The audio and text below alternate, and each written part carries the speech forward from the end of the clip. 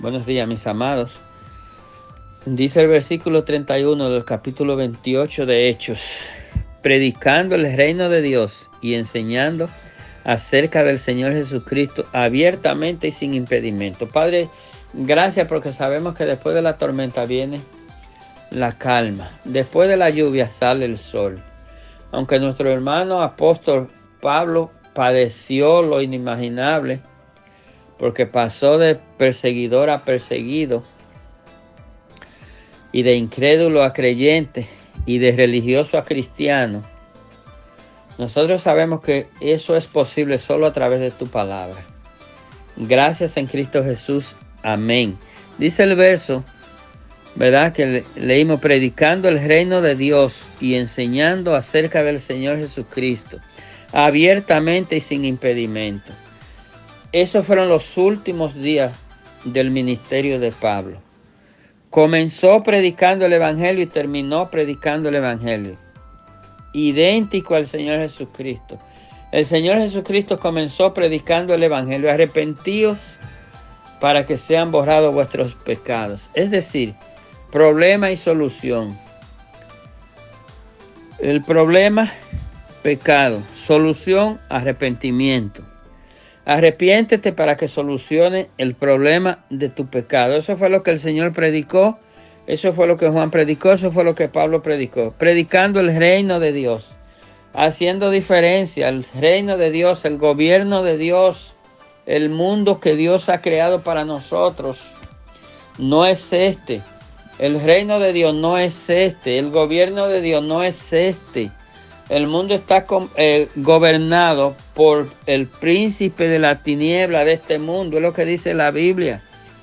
Ese gobierno fue entregado por el hombre que pecó, por Adán, entregado al príncipe de la tiniebla, que es Satanás. Entonces usted no tiene que preguntar por qué tanto mal y de dónde todo este mal. Este mal viene del gobernante, de Satanás. Pero cuando nosotros predicamos el reino de Dios, quiere decir que estamos predicando un reino diferente a este. Y tú que me escuchas, amigo mío, hermano mío, querido mío, querida mía, tú que me escuchas, no te dejes engañar, como hablábamos la semana pasada, de gente que te están prometiendo paz y seguridad y prosperidad en este mundo y en este reino. Porque este mundo terminará y este gobierno terminará y se iniciará este reino que Pablo predicó y que el Señor predicó. Arrepentíos porque el reino de los cielos se ha acercado. Ese reino y ese gobierno estuvo en la tierra, anduvo en el mundo, anduvo por el mundo, anduvo con pecadores, fue visto, hay testimonios, fue escuchado, fue aprendido. Pero ese reino volverá porque el Señor se fue y el Señor vuelve. Él vuelve con su reino, a establecer su reino, ese reino milenial que está prometido en la Biblia. Y nosotros lo que nos resta es seguir predicando el Evangelio del reino de Dios y enseñando acerca del Señor Jesucristo, como lo hizo Pablo, abiertamente y sin ningún impedimento, mientras se pueda, porque sabemos que vendrá un tiempo donde no podremos, pero mientras se pueda, nosotros enseñamos el Dios de la Biblia. Nosotros enseñamos el Cristo de la Biblia. Nosotros predicamos del Dios de la Biblia. Predicamos del Cristo de la Biblia, el Cristo de la salvación, el Cristo de perdón de pecado, el Cristo que te da vida eterna, el Cristo que te llevará a reinar con Él por toda una eternidad. Ese es el Cristo de la Biblia. El Cristo que otros predican es el Cristo de aquí, de este mundo, de vivir en este mundo, de tener bienes y de tenerlo todo. Ese no es el bíblico. El bíblico es el que te da salvación y te da vida eterna. Pero es necesario que tú recibas el Cristo de la Biblia, el Cristo que te dice que eres pecador. Arrepentíos. Quiere decir que somos pecadores y necesitamos arrepentimiento. El reino de los cielos se ha acercado. El Señor estuvo aquí. Pero es necesario que creamos esto.